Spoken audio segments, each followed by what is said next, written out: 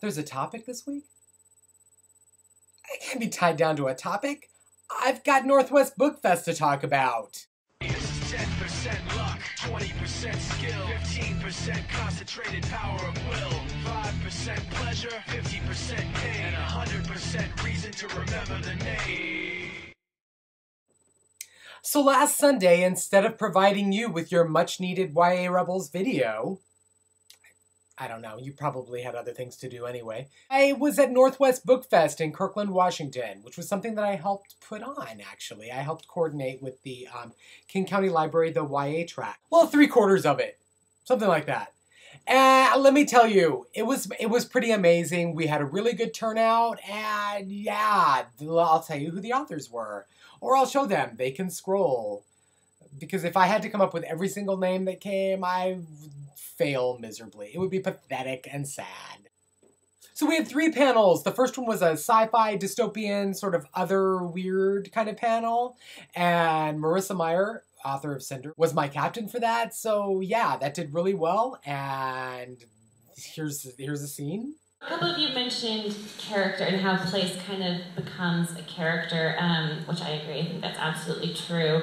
And that was another thread that I noticed in everyone's book, is that there's lots of characters that would be other. You know, we have mutants and half-breeds and cyborgs and, was it coffee ordering government-controlled robot guys?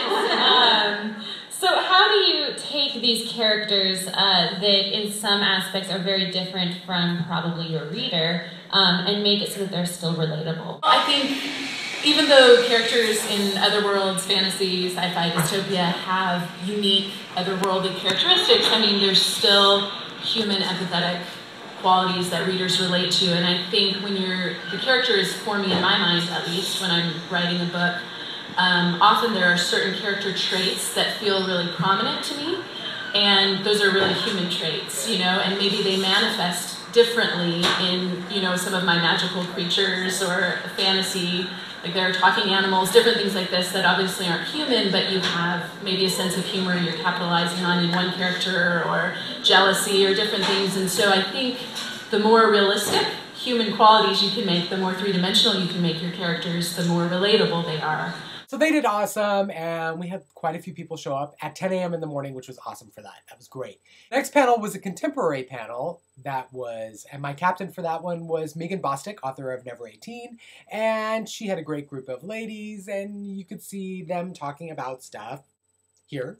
So there's a lot of, pitting your characters against the world, and I think a lot of, people, a lot of readers at any age feel that, but I think teens and young adults especially feel very keenly that there's kind of a me against the world feeling, whether it's me against people that I'm trying to get along with, me against romance in general, me against what's coming next. So then for the last panel of the day, I moderated, and I had such great people as Rochelle Mead and Jackie Morse-Kessler and Phoebe Kitanides and Kiki Hamilton and Gwen Hayes, and we talked about stuff.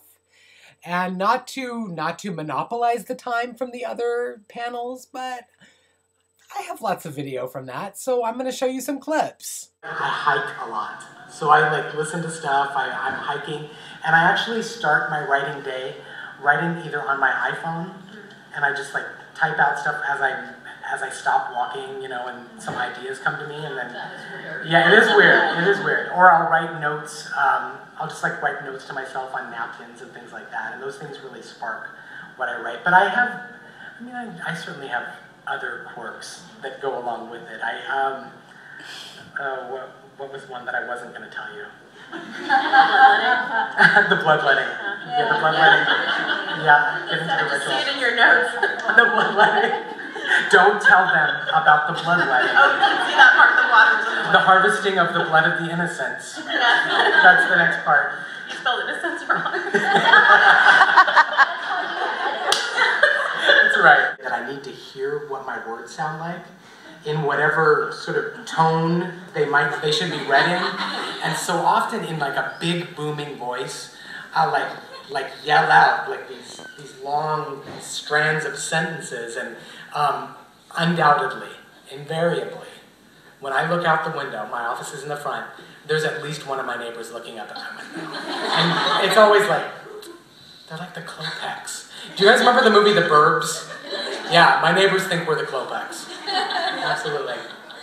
Oh man, but it reminds me, because we They actually were killing people, not to spoil. They were killing people in the Klopeks. It's true, but we have a very shallow crawl space. And my back would go out if I had to take someone down there. Now explains the mounds in your backyard. That's right. I have to go to the backyard.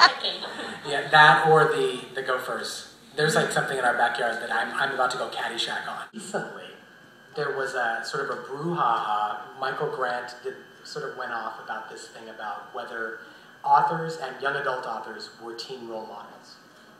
And that's something that we actually, we had a joke about a little bit, but I want to see people's take on it. What do you think about authors as teen role models? Is it too deep for this? It might be a little too deep for this panel. Because clearly we are the pinnacle of teen role models. I mean, I don't know. That would be an awesome band name. It is, especially after I filled all your water bottles with vodka. I'll flounder through it. I'm not sure I really have a good answer. I don't think I'm out there trying to be a teen role model. I think as an author in general, I'm cautious about what I put out there.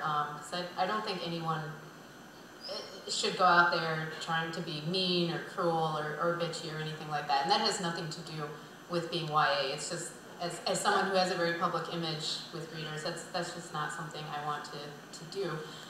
So I do censor myself a little that way.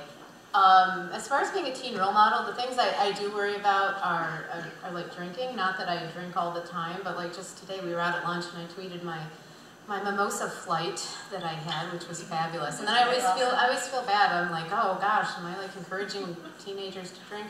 But then I figure I have to give them more credit because they obviously know I'm 35 and I'm not like, sneaking it into my junior high class. And so, I assume if I do things that people just figure I'm a normal person, and I don't think I have to worry too much about my readers going off and doing crazy things, because I trust you guys. I'm a role model for my kids only, and everything else, my God, please don't follow me. I'm crazy. No, I write because I have something that I want to say, a story that I want to tell, and my books are not me. I put myself into my books, but I think that to that degree, that's as far as it goes. There's my stories, and please read them. Heck, buy them. Buy a lot of them. Thank you. But they're an extension of me, but they're not me. If you want me to be your role model, okay, but that's not why I signed up for this.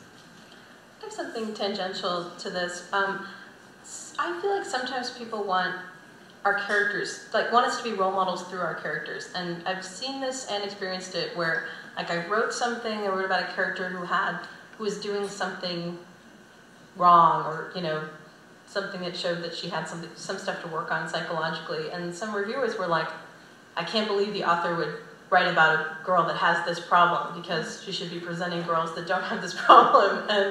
And I worry that we're, conflating those. The characters are telling a story, and the characters are not role models. If anything, when I read, I often get to experience things that I would never do and learn from them that way. And so that's it for this week. See you next week? I hope. I'm fairly certain this time. Could be.